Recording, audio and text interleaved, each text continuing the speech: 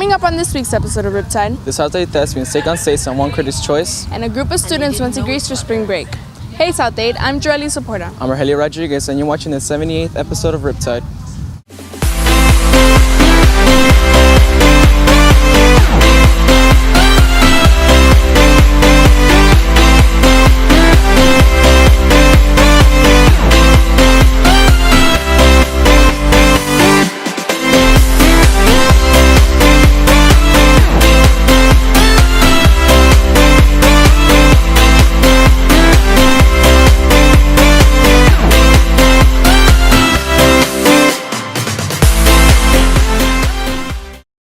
The South 8 Thespians went to stage to compete and went to workshops. Bala got an inside look of the whole trip.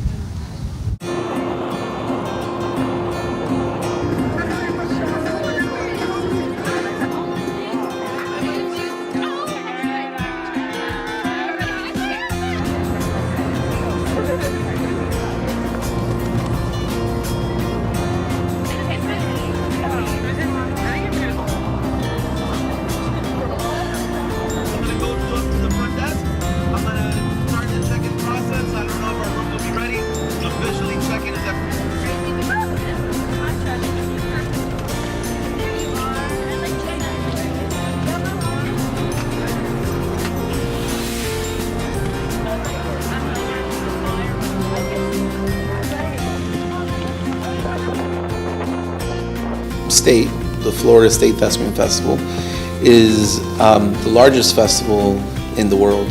There's over 7,000 students, and it's made up of workshops taught by professionals.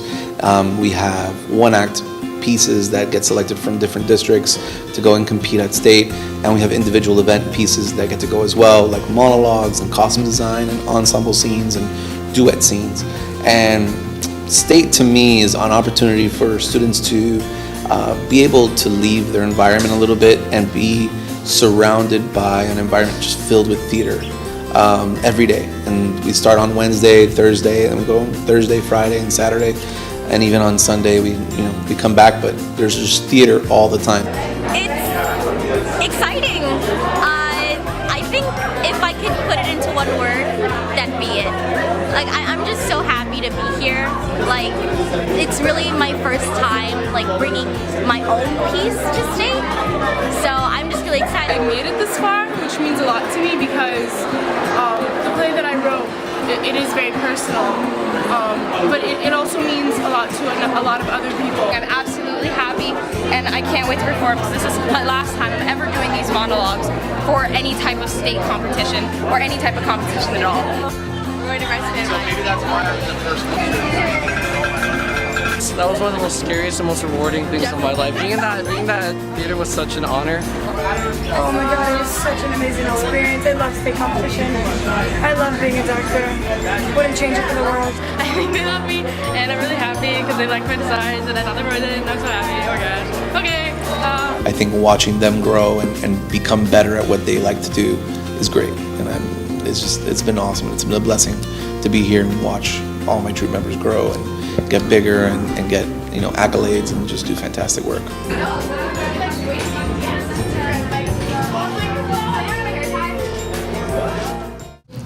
An opportunity of a lifetime is not one you should pass up. Miss Allen, Miss Vasquez, and Miss Medina gave 8 students the opportunity to go to Greece for spring break. While many spend spring break at the beach and watching Netflix, a few of our Buccaneers were able to have the experience of a lifetime visiting the cradle of Western Europe, Greece. We flew to Athens. We were in Athens over the weekend. We saw the Acropolis, the Parthenon, all the streets. We walked everywhere. Well, we visited a lot of temples, the Temple of Athena, the Temple of Zeus, Apollo, Temple of Poseidon, and we also got to visit a lot of the museums, but definitely the temples were the most crazy places that we visited. I think Olympia is the place that the kids like the most. But just to see the home of the original Olympics, just to be there where they showed us where they still light the Olympic flame even today. Like I said, that the kids got to race down the track of, the original Olympic racetrack. Stuff like that was just really, I think, they got to really connect there, I think, more than any of the other places that we went. Just like the Bears breached the national flower in Greece, friendships blossomed among the group. They become like brothers, sisters, cousins. They're like their little clique, and they didn't know each other. And it's like in a classroom when kids become friends, but more on a different level because they're with each other 24/7, which is the amazing thing about it. At least that's what we got out of it more than anything, is how these kids are even hanging out together now that they've gotten back. We're all at the airport. None of us spoke to each other. And then as the trip went on, experiencing all the temples, like Temple of Poseidon, Temple of Apollo, and just traveling brought us all together. To me, it was worth it because I got to meet a lot of people just from South Dade that I wouldn't have met otherwise. I didn't know any of the kids going when we went, but we all know each other really well now. We got close on the trip. We all ended up being very close by the end of it, and it was so worth it. So worth it. So yeah, I would recommend people to go. I think it was just a perspective change, even within my own school, even within the people that I already know. It was a perspective change because now I know a lot more people that I wouldn't have. Being in another country and experiencing a whole different lifestyle, a whole different culture, it's a great experience. The people, the lifestyle there is not fast paced as it is here in the United States. It's crazy, just seeing a different culture like that, and I would definitely go back. I would definitely recommend to go there and just see that type of culture, that type of lifestyle. The trip to Greece was definitely one to remember. Ms. Allen and Ms. Vasquez hope to continue spreading this annual tradition with next year's trip to England and Scotland. Reporting for Riptide, I'm Priscilla Perales. Let's go to now with the sports highlights of the week. What's up, Bucks? I'm Natalie Granadillo, and your South Day Sports Update starts now.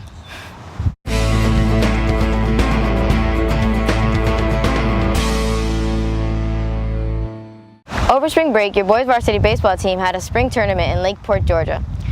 The Bucks had amazing turnout, making them champions of the Perfect Game Rawlings of 2016.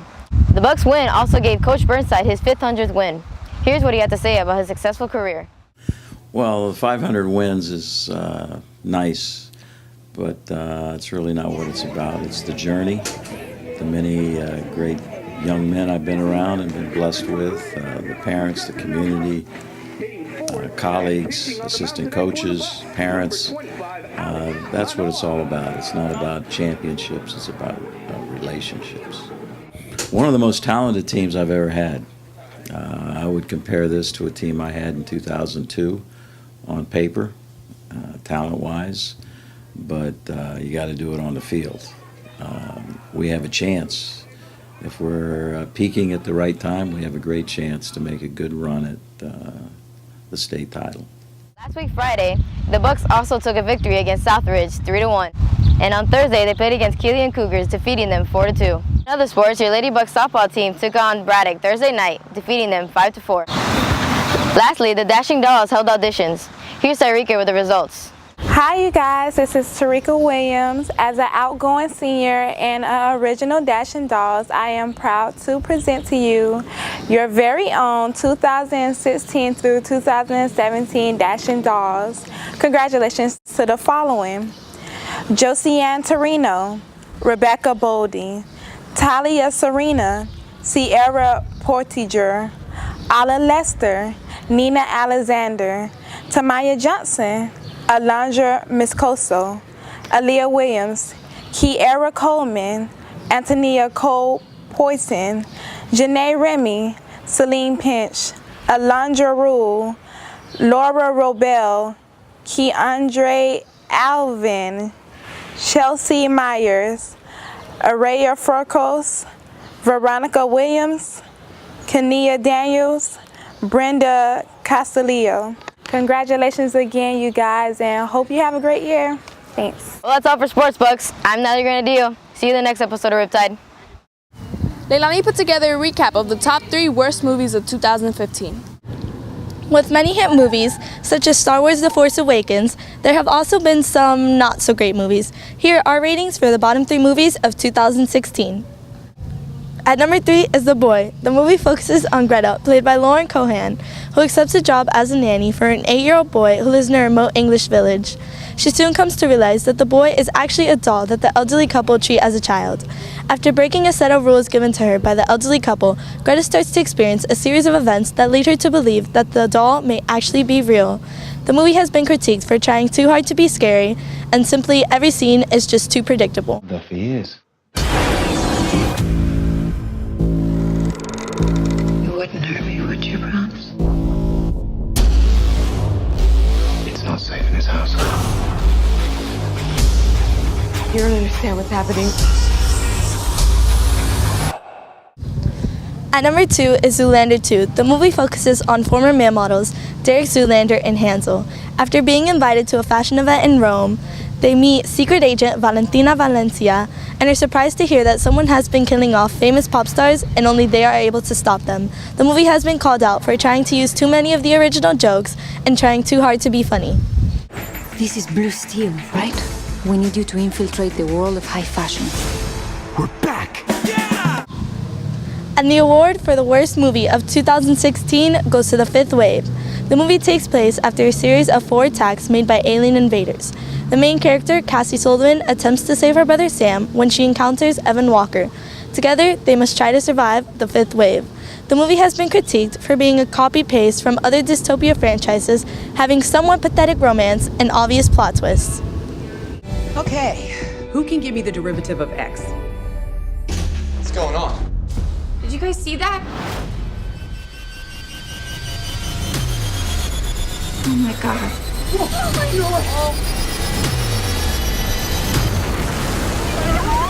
What's happening?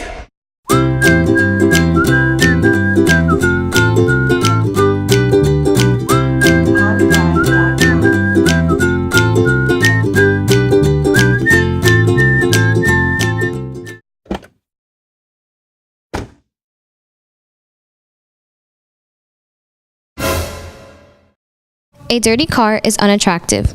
Come out and support the South Day Journalism Program this Saturday. We will be washing cars between 7:30 and 12:30 for only $5. You can purchase a ticket in room 2127. We will also be conducting a yard sale in the school parking lot. For your convenience, you can shop while you wait. If you would like to reserve a spot to sell for $20, please see Miss Underwood or Mr. Seeker in room 2127. Natasha went to the fair and put together a recap.